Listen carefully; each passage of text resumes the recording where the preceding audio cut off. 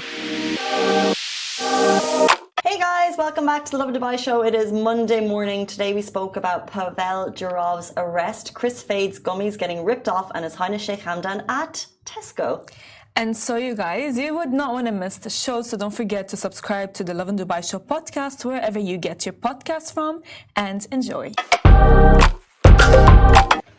Good morning, Dubai. Happy start of the week. Happy back to school day. Welcome to the Lovin Dubai show, where we go through all of the top trend stories that everyone across the country is talking about. Our top story for you today: Russian Emirati Telegram founder was arrested at a French airport. As well, Kris Fade's Gummies are being ripped off in USA.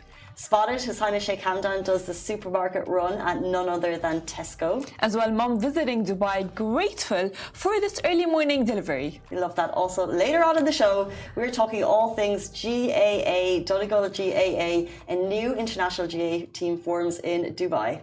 It's 324 days since the genocide began on October 7 in Gaza. The current death toll stands at 40,405. The number of injured people is 93,468, and 1.9 million people have been displaced from their homes. Today's rapid weather report: the weather is weathering once more this weekend. Shaukat was hit by major floods, a scenario I'm all too familiar with. Expect highs of 38 degrees in Dubai today, with humidity at 62%. It is back to school day in Dubai. It's back to work, back to life. Traffic is back across the city. The mornings are darker, by the way, which is the point that the summer is pretty much officially over. It's August 26th. We put a quick poll on our WhatsApp today asking, are you facing more traffic today? And we put the question to you as well. Instagram, Facebook, Twitter, TikTok. More traffic on the roads for you, Farah? Well, I mean, I cannot relate. I live literally 4 minutes away, 5 minutes away, so I can't really relate. However, I come to the office with Sandra, and she was like, I left earlier thinking that I was going to be facing traffic. Oh, good on Sandra. And then she was like, well, I didn't face any traffic yet. However, according to the poll, I would assume that maybe a lot of people did face a lot of traffic. Well, Hind comes from further. So Sandra's coming from Barsha? From Barsha Heights. Barsha Heights. Ticom. However, I don't know, I feel like, I don't know, this whole scenario of schools starting now, it's kind of like, isn't it too early? No, it's August 26th. Yeah, so back to school. They used to start September. Start them early. The poor parents who would have to look after them all summer. It's been packed at the airport last night. We put a quick poll on our WhatsApp account, which, by the way, is buzzing.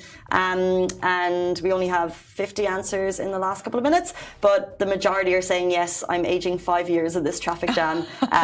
10 people say, nope, it's smooth.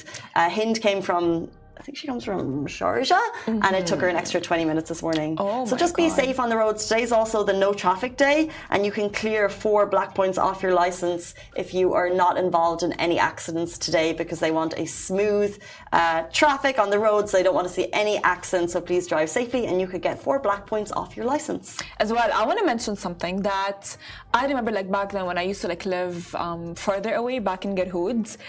I remember we would leave the house and I would see this stop sign of a school bus, and I would be early, and it would be very early in the morning, and I would be like, you have so much hate for school buses. Literally, are you aware of that? I really am, because I would see that and I would be like, breathe, it's okay, you can do it, it's okay, you can chill, it's gonna be all fine.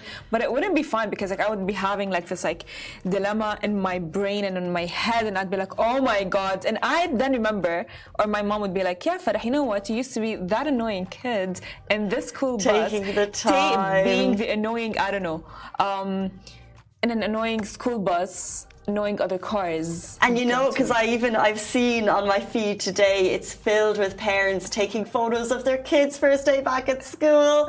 And then there's a photo which makes me laugh, because the kids are on the bus and the parent obviously has the camera in, and what a gorgeous memory. But I'm just thinking, there's a Farah behind you. There you've got your parents who are like, this is an emotional day, and you've got the people behind you being like, I don't think it's emotional for them. I think, you know what? Parents are like, Simon's like, see you later. Finally, guys, please just go, have fun, enjoy.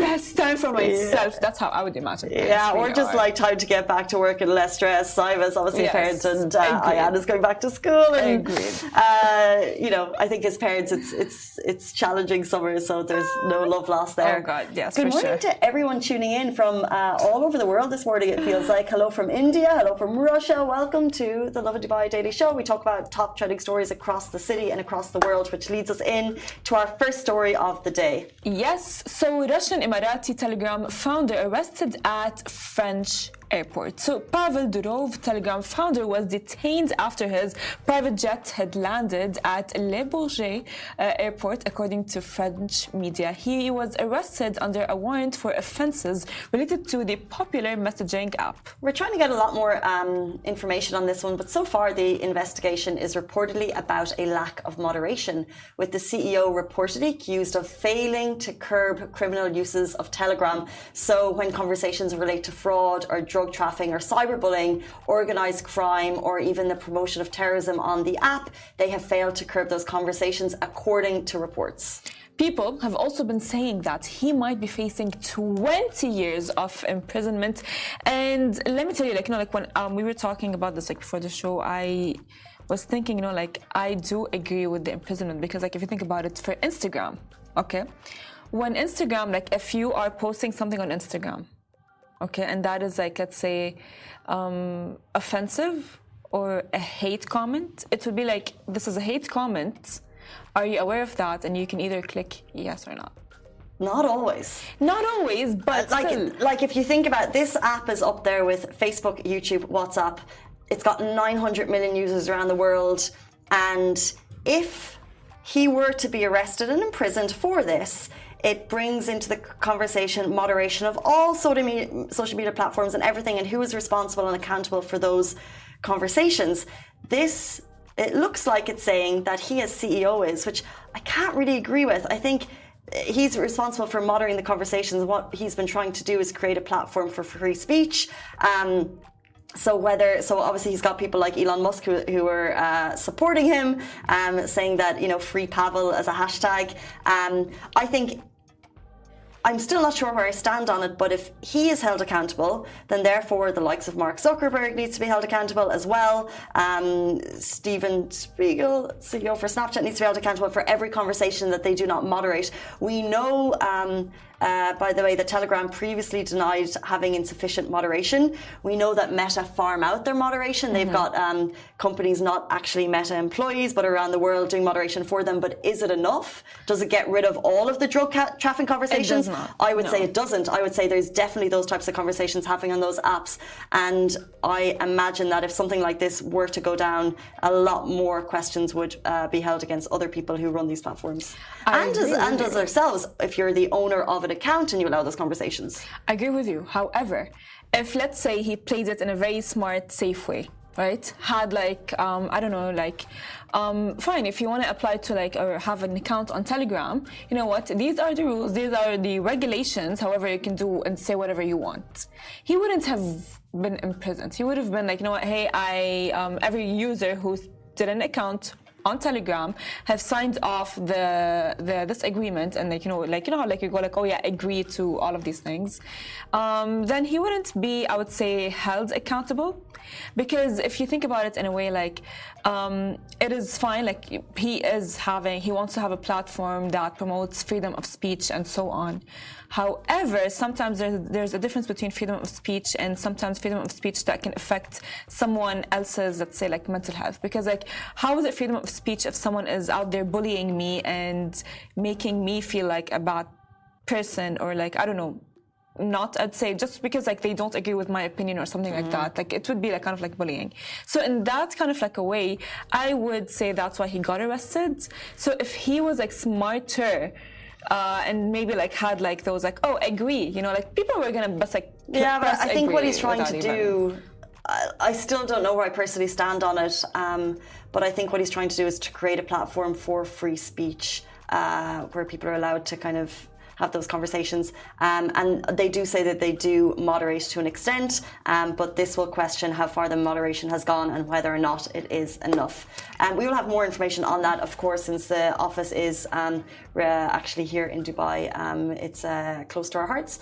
And as a Emirati citizen, we are wishing him all the best and hopefully a quick road out of France and back to safety of the UAE. Let's jump into our next story. We're talking about Kris gummies. So, Kris gummies are being ripped off in USA. Kris famous Fade Fit gummies, a big hit in the GCC for their halal and vegetarian ingredients, have been targeted by US vendors selling fake versions of the popular snack. What is going on in the world? Dubai is causing the trend and people are following. So the Fade Fit gummies aren't the only treat getting this type of bootleg treatment. We've seen it not too long ago with the incredible pistachio kanafa chocolate bar that went viral. It also caught the eye of US chocolatiers trying to recreate it. So yeah, this isn't the first time it's happened. Well, of course, they didn't quite nail it. There were even scam websites in Dubai that tried to sell authentic pistachio kanafa chocolates, but failed to deliver the real deal. I would be so concerned on the gummies front because it's for your health, you know, and you're taking it for the vitamins. So you'd really want to know what's real and what's fake. And in terms of regulation, I thought that the US would be really strict on health. Food regulation, and that like it would need to be really clearly labeled, and that it wouldn't get into the stores. So this is wild. This is honestly like wild, and not only that, like I know for a fact that for sure Kris must have had like a secret ingredient to elevate the health of people who are actually consuming the gummies. So they must have been like they're probably like scamming the people with like regular apple cider vinegar gummies for sure. You know what I mean? It's like because like I have seen the apple cider vinegar gummies all over TikTok. By a lot of health influencers that are from the US, from the UK, from all around the world. So they probably are getting, I would say, duped or maybe lied to by... Right, but they're taking his branding, which is like completely legal. And I know he shared the photo himself after he posted this, and he said, because someone has said, are these available in the US? And he said, not yet. So, teaser. They're not. Fade Fit gummies will be going to the US, according to that comment. But to actually steal the branding, his response was, I guess it's flattery. And that shows that the interest for his products is there. But it's just wild to think that people are stealing like health products and duping them, and it's just a concern as to what's actually allowed on the shelves. So keep an eye out for products to make sure that you're buying the real deal. No duplication here in the UAE, all above board, so no need to worry there. Speaking of supermarket shops and products on the shelf, His Highness Sheikh Hamdan was doing the supermarket run at Tesco. So a man of the people, the internet was full of love last night after a picture of Dubai's Crown Prince, His Highness Sheikh Hamdan bin Mohammed bin Rashid Al Maktoum, at the supermarket started doing the rounds. And it wasn't just any supermarket. He was spotted in the UK's much-loved, value-friendly supermarket, Tesco. And the internet is loving the pictures. Some people even zoomed in to see the trolley to check what purchases he is purchasing, which included, by the way, bread, fruit, and the best card game ever, Uno. You know Uno? Of course I do. Oh my God. Like Uno. Oh my God. And it's honestly like, it just like shows us how he is living his most normal life, which I literally am living for. I love it. Tesco is like, because I see it all over TikTok. It's like, like as well, health influencers like, oh, hi guys, come shopping with me. Let's go to Tesco. And they would like be putting some things, and it's like, that's amazing because like, they just like, they want the more valuable products. It's a great value, which I'm sure is not a concern to His Highness's bank balance. But it's such a family moment, and every summer we get such great content from their trips to Europe. They're not afraid to be of the people. We've seen them before on the UK, I was going to say Metro? The Tube. The Tube. We've seen the ruler of Dubai visiting so many homegrown restaurants so far this summer, like by Parker's. And now His Highness at Tesco with his kids, like such an adorable family moment. And I love that it's not a post picture, by the way. I know. Like, I love that he's just like, he's just there like Eddie Dad, just like living the moment, full trolley. you know, is Her Highness trying to sneak something into the trolley? Trying to like put like, you know, like it's like, Baba, please, I want this treat for me, and it's like so cute because like it's like how more normal can they get? Yeah, exactly. You know, it's so like, nice to see it. They are literally when you look at like the royal family, you're thinking like, oh, they are the royal family, but then they're like, oh yeah, we're the royal family. Like, do you know the difference? Like, it's like that kind of like a difference, and it's just like so cute. And the only thing that I'm focusing on is the daughter, because like I hope she got the chocolate that she has in her hand. I really do. Is that a toothbrush or chocolate? I think it's chocolate. P20. I don't know what it is, but like he's looking at her like. It's like, how am I going to break her heart? But, you know, I can see, like, I love, you know, like, how people are, like, so invested in what the Highness is getting. And they're, like, they zoomed in and they're like, huh, so he is getting some bread, some milk, fruits, vegetables. I can see a protein milkshake right there, chocolate milkshake. I can see the Uno cards. It's like beautiful. It's really beautiful at this point, and it's like a regular run to the supermarket, running errands with your dad. And it's just like no one around them has any idea, which I think is just amazing. Now, one thing the supermarket trolley is missing, in our opinion, it's time to level up your smart game, because the latest Lovin merch drop is here. Get your hands on, by the way, I have it here, would you believe, the Keep Lovin' Your Life signature notebook, which is your new best friend for jotting down all of those brilliant ideas and cheeky notes to your work bestie. And there's also things like the Lovin iconic hoodie, which you've seen us wearing before in the show. It's cozy, it's cool, and it's basically your new uniform for the Dubai winter, which is coming, yes. So, of course, you guys, what are you waiting for? You've seen Casey wear it. It's really cozy. There's a reason why Casey wears it every Friday. So grab your Lovin gear now before it's all snapped up. I wear it every Friday. Yes. I've worn it once. And then I came in the last day and I actually had quite like, you know the way you're like, you dress up for Friday? So I had professional-ish Friday, and I quite like my outfit. I came into the office, it was absolutely freezing. Then I was like, okay, so this is I'll just like wear it. It's become a Friday thing. I'll just wear it. Let's jump into our next story. Mum visiting Dubai is grateful for this early morning delivery. So if we think about 20 years ago, how did we survive without WhatsApp to make plans with your friends? Or how did you survive without Google Maps to get to a destination? This mum and many other parents in Dubai will hear this story and think, how did we manage in a time before Dubai 24/7 deliveries? How do we do it? Well, this British mom was so grateful when a pharmacy delivered her toddler's medication at 2:45 a.m. Yes, so guys, it's 2:45 a.m. She's here as a visitor and was blown away when she WhatsApped pharmacy in the middle of the night, and they actually responded. She said the whole process took literally 30 minutes.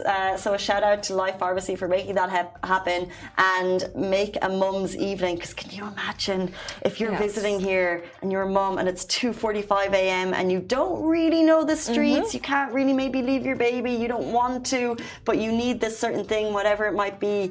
Like, what if you, like, I'm just thinking, like, my family in the countryside in Ireland, what do they do at 2:45 a.m. when you need something? I guess you just put up with it and life goes on, but how great that you can get what you need at 2:45. And this just like all the time, you know, we mention it all the time that we live in a bubble of like everything is provided for us as residents. Yeah, we're so lucky. We are so lucky. We are actually so lucky. Like whether it's the pharmacy or the supermarket or even going like for like a to the hospital, you know, there it's always like operating, you know what I mean? And it's not only that, like as a mother, when your kid is sick and you need urgent medication, the fact that a pharmacy is actually operating at 2:45 a.m. and it's very, very, very late at night, it just makes you think of like, oh my God, I'm so grateful, and this country provides a lot for its residents. And of course, you know, as a British mom, I can like shout out to the UK, to Britain. I'm not trying to throw shade at all or so whatever, but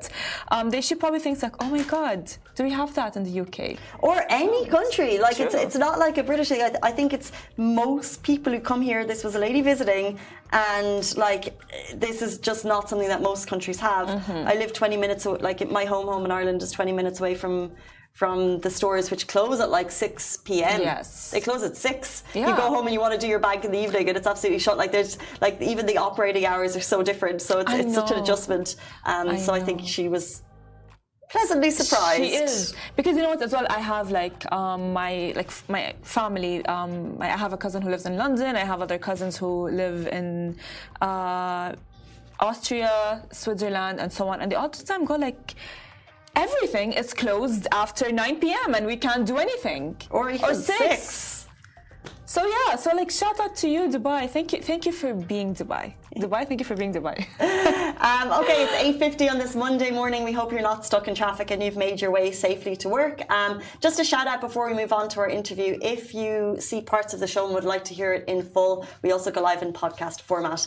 Next up, we're speaking all about Donegal GAA. A new international GAA team is forming in Dubai, and we have one of the men behind it on the show after this very short break. Do stay tuned. Welcome back to the Lovin Dubai show. Today's guest is Liam Doherty. Along with 5 fellow Donegal men, they have launched the city's first GAA club named after their home county in Ireland. This club is more than just about sports. It's about keeping the Irish spirit alive, and we're here to learn all about it. Welcome to the show, Liam. Thank you for being here this morning. Thank you very much. I am delighted to be on this platform. Thank you. Great. Well, thank you for being here. I am delighted because I've always wanted to learn more about the Irish culture. So, for those who don't know, including myself, what is GAA? So basically, GAA it's the most famous sport in Ireland. It's originated in Ireland, and now it's all over the world. But it's basically a mix of, and read this recently when they posted on one of the outlets, was it's like MMA plus rugby plus Aussie rules or Australian rules is the best way to describe it. You have the football in your hands, you have to kick it into the goals or over uprights. It's quite a contact sport, a lot more than basketball or soccer. It's quite rough, and that's something that people from rugby, for example, can move from rugby into GAA because it's quite the same level of contact. But it is the Irish sport. It's everything everybody talks about in Ireland. When you talk about the World Cup that just went past, I think the All Ireland in Ireland is more talked about than even a World Cup final, you know, and that's probably because we're actually able to play in it. Absolutely, it's huge. But already there's, as you said before the show, we've got the Dubai Celts and Jabera Gaels already here. So what inspired you to bring Donegal GAA to Dubai? Yeah, and I guess it was an idea first where 5 of us or 6 of us were sitting down one day and we were like, how many Donegal people is there here in the Middle East? And we put down a list of about 35, 40 people that we all knew personally. And we were like, they're all playing for different clubs.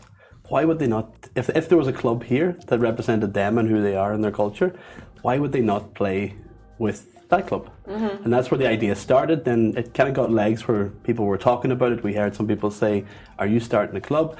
And then, we sat down and we said, let's actually look at this. If we have 40 people to sign up straight away that are Donegal people, we can get another 30 or 40 people that are not from Donegal, and that's where we're at now. We're becoming a quite inclusive club and not just about Donegal people. But I think it's about it's about playing from where you're from. I grew up in Donegal. I'm 7 years here now, but I never forget where I'm from, and I love the fact of being able to put on a Donegal jersey. That's where it all started. I mean, I love the persistence and the way that you stick to your culture. It's amazing because specifically people when they leave their home countries and come to Dubai, they kind of get into this confusion. So regarding talent, how would you compare the talent here to Ireland? Yeah, I think it's a very different game here. So in Ireland, it's 15 a side. It's obviously different weather and temperature. Yeah. But I think the standard is very high here now, especially at senior level. If you watch a senior final here, it's excellent athletes, and most of them are ex-county players from back at home that have moved out here, you know. So I would say that the talent is brilliant right now. There is a lot of people that are learning the sport. We had 2 South Africans sign up this week who were saying, I played rugby, but I've never played this sport. So again, it's right from the bottom of beginners to people that played at the top level in Ireland, you know. But I think it's starting to get some momentum where a lot of people are moving from Ireland to the UAE, and a lot of these are people that played at the highest level. So it might be like a dream for some people to set up a club. So isn't it Ryan Reynolds, he bought into a club in Scotland and they made a TV show about it. So setting it up must be a great thing for some friends to do together, especially if it's representing Donegal. But what are, I guess, some of the challenges that you have faced so far in trying to get to where you are now? Yeah, exactly. And I think it was a passion project at the start where we were kind of talking about it. And I've watched the likes of Donegal, Boston, Donegal, New York, Cheer Connell Gales in London, all Donegal clubs that started, and they've all been successful. They're all still there. So I was like, this can happen and it will work. We got our committee together. We didn't think there was as much work as there is to set up a club here. You forget about a lot of things when we thought, oh, we'll get members, we'll get some jerseys and we'll run out in the field. Right. But there's a lot more to it than that. You've got to look at it like a business, in terms of making sure that you have funding, you have enough people, you have a long-term plan. And that's the other thing, is we're just starting now. But the long-term plan of this club is to have, a juvenile section, to have a hurling division, to start to build the club in the next few years. But yeah, it started off as a passion project. Now it's taken up my everyday. But I love it. It's when you're doing something that you love, it's not work. So I'm just wondering if I wanted tomorrow to set up Waterford GA, because I guess we're lacking that in Dubai. Yeah. You mentioned funding and things, is there any kind of legal process that you need, or how do you get the pitches and where are you based? Yeah, basically the first thing you have to do is get registered with the Middle East Board, and you have to pitch to them why you're setting up this club and what the intentions are, because somebody might say, I want to set up a club, but only for a year, just a few guys messing about. So they want to see that there's a long-term plan, you have an idea of what you're doing. Then you've got to look at sponsorship, you've got to look at funding, you've got to look at getting a pitch, you've got to look at what football gear company you're going to use to get your gear. You've got to look at equipment like footballs and cones and whatever else is there. You've got to look at if you're going to provide buses to games or anything like that, because a lot of the tournaments, some of them are in Abu Dhabi, some are in Qatar, Bahrain. So again, you've got to look at these sort of costs. Are you going to pay for your players to go there, or do they pay themselves? And then you got to look at membership. Are you going to charge your players to train every day, or are you going to give them a yearly membership, or how are you going to work around that? So there's a lot to it. But the main thing is just get yourself registered as a club, have an idea of how many teams you want to start off, and then try to work around that. That's the difficult part, because we started off saying we'll have 3 teams, and now I think with the WhatsApp groups there's potentially about 5-6 teams. Wow. So yeah, after this airs, I don't know how many more members we're going to have, but that's amazing to show the interest, by the way. Yeah. It's actually very interesting. But speaking of setting up a GAA club, have you had words of encouragement from other GAA clubs in the region? Yeah, 100%, and they've all been very helpful. I played with Kerry GAA for 3 years, and they've been more than helpful around these are some pitches to look at, give us some ideas of what to watch out for as a club already set up. Obviously when it comes to competition, it's going to be a different story probably, but right now even the chairman of Jumeirah Gales, I'm in contact with him, and he's been so helpful around what's this, try to get this sorted before you do this. And that's GAA, and that's what the Ireland community is about. It's not, here's a new club starting up and we're going to be against them. It's how can we help them to rise, and I think that's the most Irish thing possible. Nice. And you mentioned kind of future plans for the clubs, but is there any kind of specific nugget of Irishness that you want to instill in the club that will keep the culture alive for the next 5-10 years? Yeah, I think we are. We're a very social club, and that's what we're pitching to everybody that's becoming members, is don't worry if you've never played the sport before. Come and have fun. We're going to have some nights out after the tournaments and stuff like that. So it's about if you just want to be there on the social side of it, if you even want to just help out throwing out water bottles on the day, come and join the club, because there's a lot of people that are afraid to come and say, I've never played the sport before and I'm afraid to even try the skills. Mm-hmm. Don't do that first. Come, stand on the sideline, have a water bottle, pass it out to the guys that are out running, and start to build your way into the club in that way. That's what we're pitching. But yeah, we want to really keep that Irish community sense and make sure that everybody is feeling involved, whether you're playing at the top level in our club or you're playing at the absolute bottom, Mm-hmm. I have a question. So do you think that a non-Irish person can play a game GAA game, and when is the first game gonna happen? Yeah, and what I would say is, and playing with Kerry before, there was guys there from Australia and New Zealand that played Aussie rules or played tag rugby, who ended up going up the ranks of Kerry to play in at the second team, which is an achievement in itself, you know, for somebody that has never played this as a child. So the skills are very transferable. If you've played rugby, you know how to hold the ball in your hands, you know how to go into contact. Then you have to learn just basically the passing element and the shooting element. So it's really transferable skills, and I think anybody can pick it up. And as I said, even if you want to stand in goals, everybody knows what a goalkeeper does. You catch a ball, you kick it out. So even if you want to stand in goals, that element is there as well, you know? I think the main thing is don't be afraid of the ball. Yeah. You know what we want to do is we want to test your knowledge of Irish slang and also see if we can figure out the words. But before we do, if anyone watching right now wants to get in touch with you and learn more about Donegal GAA, how can they find you? Yeah, we're on Instagram, Donegal Dubai GAA. We also have an email address, which is liamdoc200@gmail.com. Reach out any way that you want. We're also on Facebook at Donegal Dubai GAA. Send us a message that you want to join, get you into the WhatsApp groups, and then we take it from there. You know, before we jump on, I did want to ask, you've been 7 years in Dubai and you're doing this and you say it's a lot of work. How are you balancing both? You have a full-time job as well, and how do you find time for both commitments? Yeah, so I'm working obviously as a director of a company here, Connect Group, and just trying to figure out or make sure that my 9 to 5 is towards Connect, and then my 6 to 9 is focused on Donegal Dubai GAA. But it's only going to be for this month. That's what I keep telling myself and my wife. Is that it's only going to be for this month to really get the club up and running, and then I can take a back seat, you know.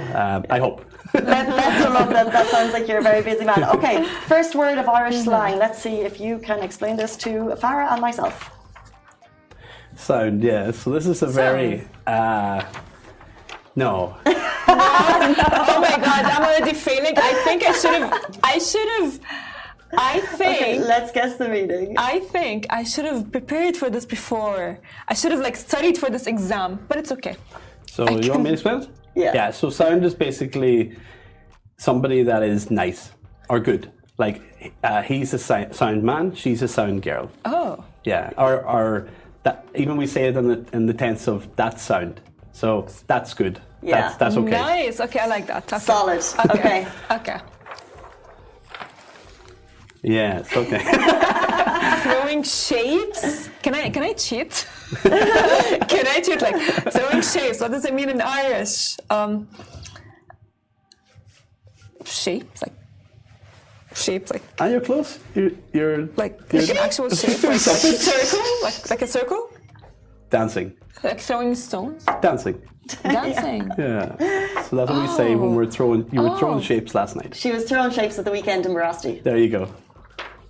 Throwing shapes. I'm like, okay, I like that. No, I like that. Yeah. Okay, this is cute. Oh my God. Yeah. Donkeys years? Is it like stupid years? I don't know. It's lots of years, isn't it? Oh, yeah. Lots of years. Yeah. It's like someone who's like. Haven't seen him in donkey's years. Yeah. Donkeys. I haven't seen you in donkey's years. Oh, so it's like I haven't seen you in a while. Correct. So I haven't seen you in donkey's years. Yeah. Okay. I'm a bit nostalgic hearing all these. These are great. Okay. We have time for 2 more. What? Cod. Okay. Cod? I mean, I'm I fish. It is a fish. You are correct. Okay. But I think what you're looking for in the Irish term is making fun of somebody or codding. Yeah. Yeah. So if how can I use it? So you would use it like, I'm only codding you. I'm making fun of you. Yeah. Okay. All right. I think I'm gonna need to have those papers later on and keep them on my desk. I love when you start saying it around the office now. Yeah. I'm only calling you. Is it? I'm only calling you. Yeah. I'm only calling you. Let's do one more. Oh. Bugger. Okay. Yeah. Bugger. I'm actually a bit. I'm not sure of this one, to be honest. Really? Yeah, I think it. But I think I know what it is. Yeah. I'm like, are you allowed to say these words these days, 2024? I don't know. Bugger? Casey, you need to help me. You need to help me. You can just basically slack me. a It's country, okay. like you're a bogger. Yeah. You're from the country. Yeah. Yeah? Yeah. Yeah. So if you live... If you live in a city, you would say you're just a bogger. Yeah. Yeah. What would you say instead of bogger? I don't really know. I think it's because I'm from the country. We probably don't hear it a lot. So bogger, country people. Okay. I'm a bogger. Yeah. Okay. I'm a bogger Thanks. too, yeah. Because you're essentially from the bog, Okay. where they make the turf. Yeah. Would you differentiate city with country people? How would you do that? In your... In my country? Yeah. I don't know. I'm born here. I don't know anything about my own country. The Bedouin desert people, I don't know. Well, I think, you know what? Did I pass or did I fail? I think I passed. Oh, you done okay, yeah? Yeah. You were close on a couple. I think Yeah. the throw and shapes one, you've done a few shapes. Yeah, I've done a few shapes. It's like dancing on the dance floor. I don't know. Yeah, that's very nice. Yeah. I think that was. There's more work to be done. Liam Doherty, one of the founders of Donegal GAA. Thank you so much for your Thanks time so this much, morning. guys. Really good speaking to you. Thank you. Thank you. And best of luck with everything in the future. Guys, that brings us to the end of our show on this Monday morning. Thank you, Farah. Thank you, Casey. We'll be back with you tomorrow morning, same time, same place. Bye bye.